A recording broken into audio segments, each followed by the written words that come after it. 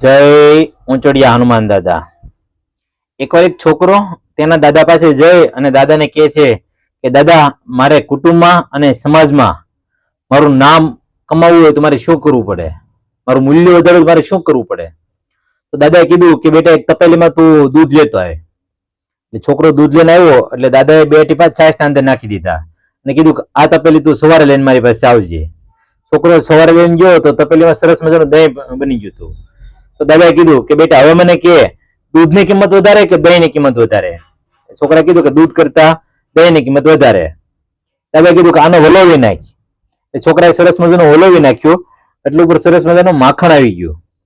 દાદાએ કીધું કે બેટા, હવે મને કે દહીંની કિંમત વધારે કે માખણની કિંમત વધારે? છોકરાએ કીધું કે ઓફકોર્સ દાદા, કે દહીં કરતા માખણની કિંમત વધારે હોય છે. માખણને ચૂલા ઉપર તાવવામાં આવ્યું એટલે સરસ મજાનું ઘી બની ગયું. દાદાએ કીધું કે બેટા, હવે મને કે માખણની કિંમત વધારે કે ઘીની કિંમત વધારે? છોકરાએ કીધું કે દાદા, ઘીની કિંમત વધારે.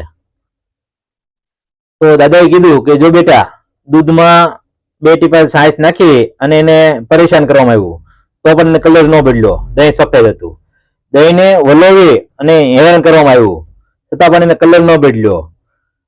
માખણ બન્યું, એ પણ સફેદ હતો. માખણને તો તાપમાં શેડાવવામાં આવ્યું, એને ગરમ કરવામાં આવ્યું છતાં પણ એને કલર ન બદલ્યો, ઘી પણ સફેદ હતું.